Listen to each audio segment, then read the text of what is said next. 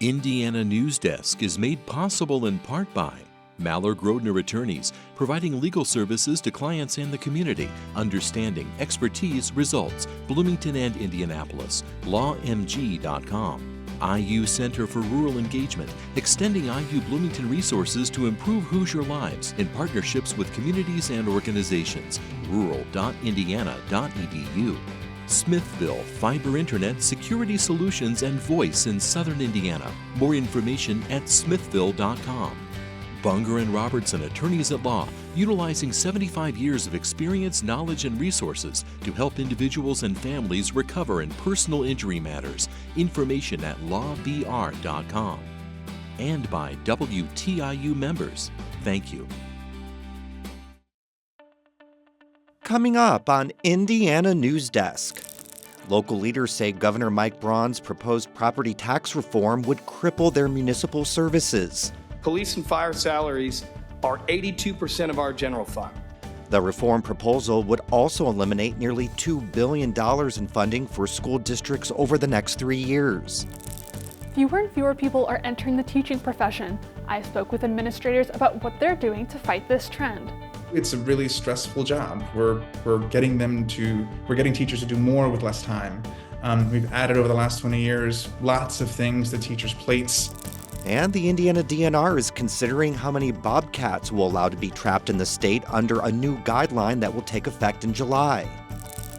These stories and more right now on Indiana Newsdesk.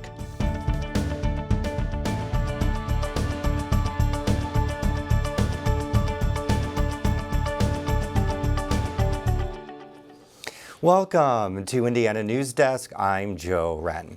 Governor Mike Braun sent a message Tuesday to local leaders who say his property tax proposal would decimate their budgets. Prove it.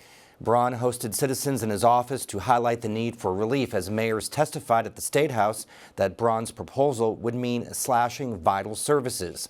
And as Pat Bean reports, the proposal would also eliminate almost $2 billion from state schools over the next 3 years. Braun's plan would cost local governments, not including schools, more than $500 million a year statewide. Local leaders like Terre Haute Mayor Brandon Sackbun say there's no way to avoid cuts to public safety. Police and fire salaries are 82% of our general fund. Carmel Mayor Sue Finkham says communities have used growing property tax revenues to meet rising costs. For example, since 2020, the cost to repave a mile of road has surged 43%, and emergency medical response costs have jumped 33%. Both of these figures exclude rising personnel costs. But Republican Senator Tyler Johnson says it's local governments that are in part to blame for why lawmakers are exploring significant property tax cuts. You could have helped your constituents by, not having these huge growths in their tax bills. Franklin resident Mark Gross says his property taxes have increased about $200 a month over the last decade. He says he's frustrated that local governments don't seem to need the same fiscal discipline he has to use. County taxes, I guess, is what we're really looking at, has a blank check, so to speak, to just keep saying we need more money, we need more money. The proposed property tax relief bill would also impact local school districts whose largest source of revenue comes from property taxes. Under the bill, public schools stand to lose more than $1.8 billion between 2026 and 2028. Braun says school districts who say they need a stream of property tax revenue to thrive should prove it. Prove it. Prove it that you didn't salt away a lot, that you didn't overburden the taxpayer. Monroe County Community Schools says it expects to receive just under $74 million in property tax revenue for 2025. But under the proposed tax cut, MCCSC would lose a little more than $10 million in property tax revenue in 2026 and almost $14 million in 2028. Bartholomew County Schools would lose $6.5 million in revenue in 2026, and Vigo County Schools would lose almost $3.5 million. For Indiana Newsdesk, I'm Pat Bean. An initial committee vote on major property tax legislation is expected next week. Teacher shortages continue to hamper schools in Indiana. There are over 2,700 vacant educator positions in the state. Isabella Vesperini joins us from Bedford North Lawrence High School to tell us more about how school corporations and universities are addressing the issue. Thanks, Joe. Rural areas like Bedford are being hit especially hard by the lack of teachers entering the profession. I spoke with a teacher at Bedford North Lawrence High School to see how she and other teachers are coping. It's hard for Lacey Hawkins, a social studies teacher, to find a work-life balance when her job is so demanding. She described the hourly pay as abysmal when it's calculated by the many hours she works. I get here around 6:30 and school starts at 8, and I'm not the first one in the parking lot.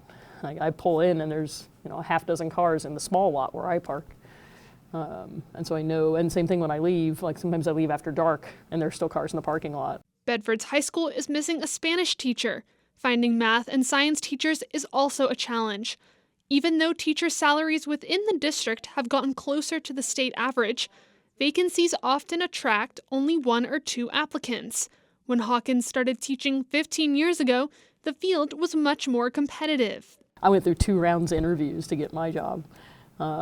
And now it's like, someone applied, right? Like, we will hire them. And there are consequences of that.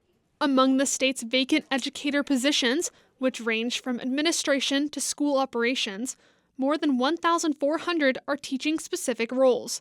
Nationally in 2023, there were over 55,000 open K-12 teaching positions. It's a really stressful job. We're getting teachers to do more with less time. We've added over the last 20 years lots of things to teachers' plates. We've added and mental health crises to their plates. We've added gun violence to their plates.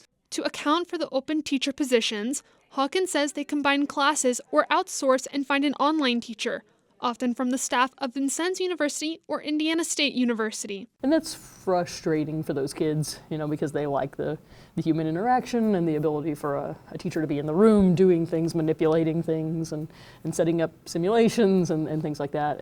According to the Indiana Educator Job Board, there are 10 full-time positions and 3 part-time positions open within the Monroe County Community School Corporation. I wouldn't describe our situation as having a shortage. I would describe our situation as having a smaller candidate pool than 10 or 15 years ago.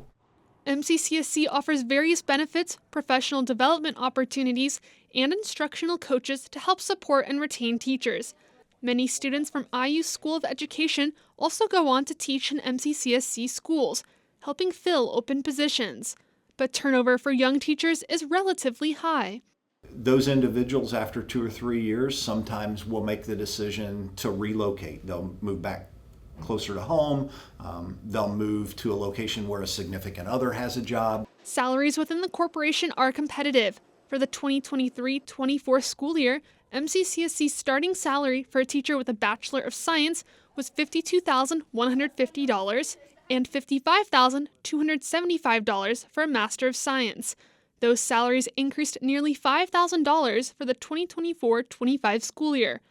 Across the state, for the 2023-24 school year, the average teacher salary was $60,557, according to the Indiana Education Employment Relations Board. Various education bills are being proposed this legislative session to raise the minimum salary, but some are worried about losing collective bargaining rights, which allow teachers' unions to negotiate teacher pay. When that happens, I unfortunately foresee a huge exodus of certified teachers to other states where those measures are still in place. The teacher shortage is highest in math, science, and special education. Over the last 10 to 20 years, Cuenca has seen fewer students pursuing an education degree at IU. I think the enthusiasm for the population that we have to be teachers is still remaining high. Some of our programs, who used to be 20 strong each year, are now down to 4 or 5 each year. By committing herself to teaching and providing her students with a positive experience, Hawkins hopes she can help them see the value in education. Sometimes that they say, like, I like this, like, I would like to do this. Like, they want to give to the next generation. So, I mean, it's small, but I think that's, for me, the best I can see is, like, all I can do is just give 100%, like, give my best to these kids and hope that they take that and make a bigger impact on the world. For Indiana Newsdesk, I'm Isabella Vesperini. Earlier this week, we reported that Indiana University spent $13,500 to charter a private jet for Board of Trustees President Quinn Buckner. The university chartered the flight to get Buckner from a March 1st board meeting in Jeffersonville, Indiana to New Orleans for an Indiana Pacers game that night. Buckner is a television analyst for the Pacers, and why IU and not Buckner or the Pacers paid the bill has raised eyebrows. We're joined from the newsroom by Ethan Sandwise, who broke the story. Hi there, Ethan. So IU reimburses trustees for travel expenses, which makes sense since they're on university business. But you say this private jet flight is unusual. How unusual? Well, my information request only goes back to 2021. IU has chartered 2 non-athletic flights since then, and the other was the president's trip to an IU campus. So it is rare. I talked to a former administrator who says IU occasionally chartered flights to trustee meetings in the past, but multiple trustees and administrators would share a plane from Bloomington. I don't know whether the university has ever used a private jet to get a single trustee from a meeting to an unrelated out-of-state job. So this flight was paid for by the IU Foundation, not the university. Now, so the foundation is funded by donations and investments like you mentioned. So why does that make a difference? Well, so for the context, the IU Foundation is a separate nonprofit that runs the university's endowment, although its president is still the president of IU. Since the university itself gets money from tax dollars, federal financial aid, and tuition, it's a lot more restricted in how it can use its funds. The foundation's rules are a bit looser. Now, IU did pay for the flight at first, but the budget office asked the foundation to reimburse that cost. Financial records say it needed to be covered by the foundation since it was a private jet. That might be because it doesn't fit IU's business purpose rules or it's above the allowable per diem. You report that this is just one of more than 200 flights on private airplanes that IU chartered since 2021, mostly for athletics. Do you have a sense for how much those have cost? In those 4 years, the university has spent around $23.5 million on charter flights. All right, Ethan, thanks so much for your coverage of that story. About 400 protesters marched around the Indiana State House Wednesday, joining a nationwide day of protest against the Trump administration and Project 2025. That project promises to remove limits on executive power while boosting socially conservative policies. The protest was organized on Instagram and Reddit and calls itself 50-51, which stands for 50 states and 50 protests on one day. They do not have a mandate to impose whatever they want upon us. Trump won with like 1.4% of the vote. He barely won is our point, and he still has to be beholden to the electorate. Stained glass artist Jane Meredith says she's been protesting since 1968 when she opposed the Vietnam War. She says she's worried for her transgender granddaughters. I'm tired of this. But there's never been anything like this. Never been even remotely close to the kinds of injustices that are going on, particularly in the last 2 weeks. Some protesters carried signs and led chants against Indiana Governor Mike Braun and billionaire Elon Musk. Members of the Monrovia community spoke against a proposed data center in Morgan County at a town hall meeting Tuesday night. Representatives of the still unknown developer and end user of the site presented the proposal before answering submitted questions.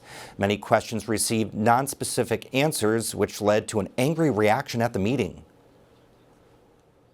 I think that's why it's partly why they want to keep it a little quiet. They want to acquire the land. That's one reason why to keep it quiet. And then they want to not probably have this till the very end, right? The representatives have been working with the Morgan County Economic Development Corporation to bring the project to a 390-acre span of farmland north of State Road 42. The Morgan County Plan Commission will hear the proposal Monday. Coming up next on Indiana Newsdesk.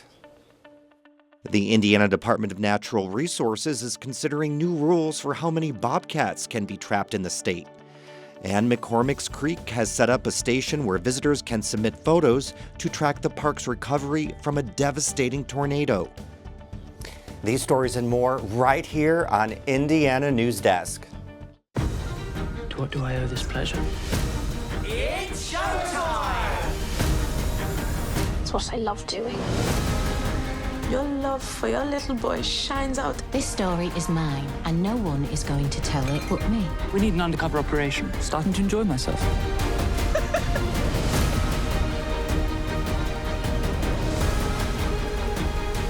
That is absolutely perfect. When you put voices together, there's an energy in the air. Keeping Black traditions alive, it's so important. This story was meant to be told. This feels so good.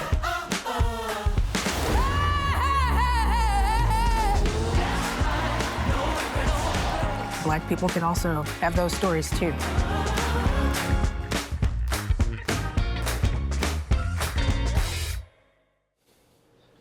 Welcome back to Indiana Newsdesk. Bobcats, the only resident native wildcat in Indiana, have had a population resurgence since being placed on the endangered species list in 1969. Now the state legislature and Department of Natural Resources are one step closer to allowing trappers to harvest bobcats in a limited capacity. Clayton Baumgarth has more.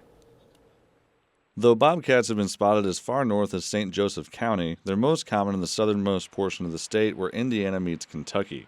It's there that trappers from Indiana can go to get bobcat pelts legally. The state of Kentucky, you are allowed 5 bobcats per season per license. 3 of them can be hunted, but all 5 can be trapped.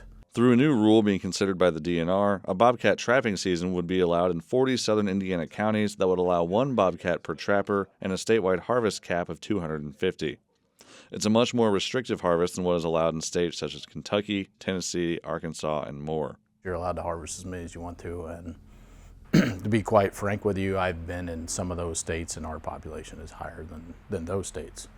So I think we've got a really strong number, especially here in the southern part of the state. State legislators passed a bill last year requiring the DNR to establish bobcat trapping rules by July of 2025. Proponents say bobcats can be a nuisance and kill livestock and other wild animals, including turkeys. We don't want to take this animal into extinction. We want to be able to manage it better.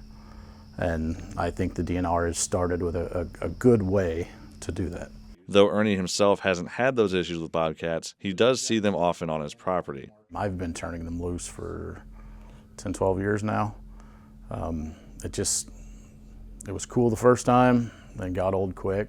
The proposed rule, like any regarding conservation and wildlife, has garnered controversy. At the final public comment meeting in Franklin, Indiana, everyone except one person was against the idea of trapping bobcats at all.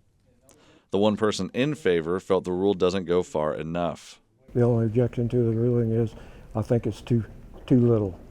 As for 40 counties, 250, I mean, that's an insignificant number. They're overpopulating. They're the #1 predator in Indiana now, and they kill everything. Others at the meeting had many criticisms.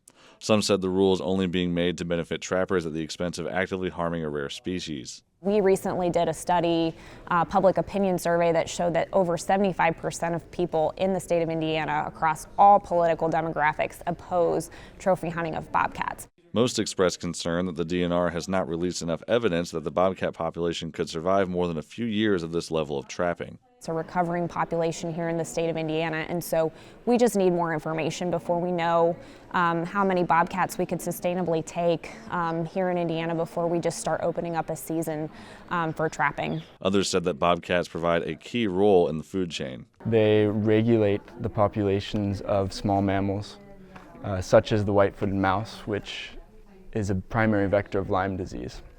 So having abundant and healthy populations of these predators is going to help mitigate this public health risk.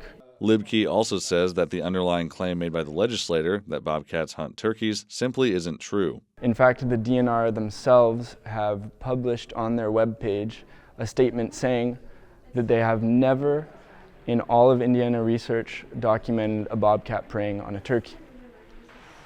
So I don't know where Senator Baldwin got his information.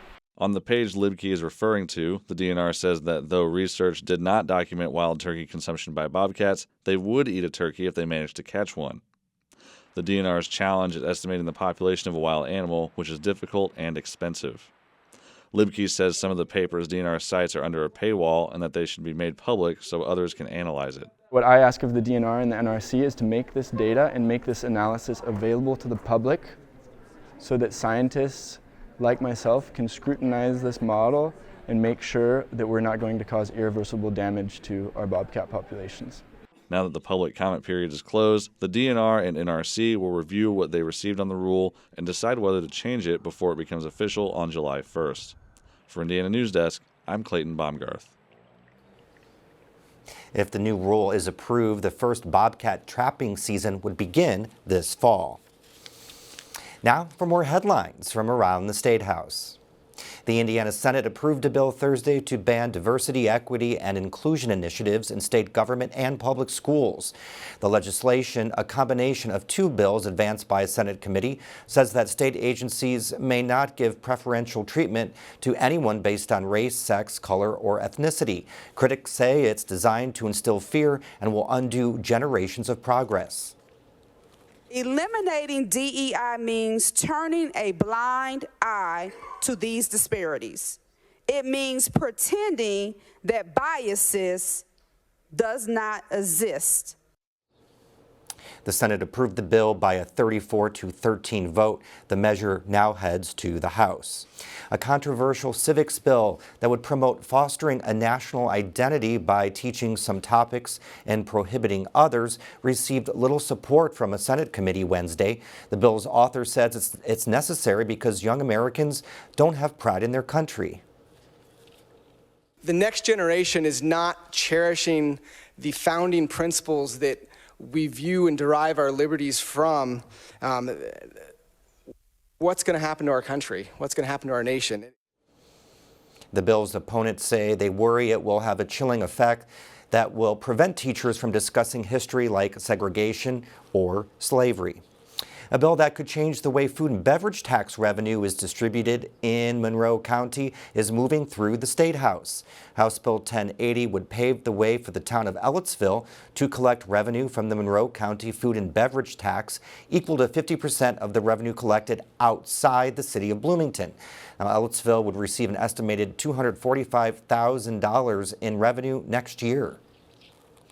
It's the people who are served by rural transit in our community are elderly senior citizens who cannot drive and they have to get to their doctor's appointments, to the pharmacy. I mean, this is really critical. I think, life-saving kinds of things that happen there. Ellettsville would have until December 31st to establish a tax revenue ordinance to claim the funding. And finally, Hoosiers would be forced to register with a major political party to be allowed to participate in partisan primary elections under a bill headed to the Senate floor. Indiana would join 10 other states with fully closed primaries. The bill would automatically assign party registration to everyone who's voted in a partisan primary election before. Any change in party affiliation would have to be made at least 4 months before the election. What I don't think is right is for people who are not a member of a political party or don't affiliate with the political party to be able to choose that party's candidates. It's not the only voting bill at the State House. One would cut early voting in half from 28 days before Election Day to 14. Another would ban student IDs as a form of voter identification. And in March of 2023, a tornado carved a deadly path through McCormick's Creek State Park. The campground and multiple trails remain closed because of downed trees and damaged infrastructure. As the forest begins a slow road to recovery, the Indiana DNR has created a site where visitors can take and upload pictures to monitor the rebirth. Sophie Kelbley has this report. Hikers on Trail 5 take a picture from a photo station overlooking tornado damage and upload it via QR code to a platform called Chronolog. The platform combines submitted photos into a time-lapse video, which a park employee says helps track how the forest regrows. Is it still going to be dominated by beeches, or will it have more oaks? We don't know, and it'll be exciting to see that over the next 70 to 100 years of development. Since October 2024, the time-lapse has had more than 100 contributors. Filer expects it to be a 70-year project, but wants it to last as long as possible. National parks such as Indiana Dunes also use time-lapse video to monitor environmental change. For McCormick's Creek, Filer says it lets people help while remaining safe. It's very dangerous to remove tornado debris. And this just gives our locals a very unique opportunity to volunteer and help us be able to see the landscape changes over time. Filer says hikers can reach the photo station by parking at the Nature Center or the Pine Bluff Shelter, then hiking Trail 8 to Trail 5. She says the photo station is about halfway to Wolf Cave, adding that the full hike from the Nature Center to the cave and back is about 3 miles.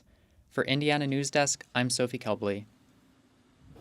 That's the end of this program, but our work continues online as we cover the news throughout the week at WTIUnews.org. Have a great weekend.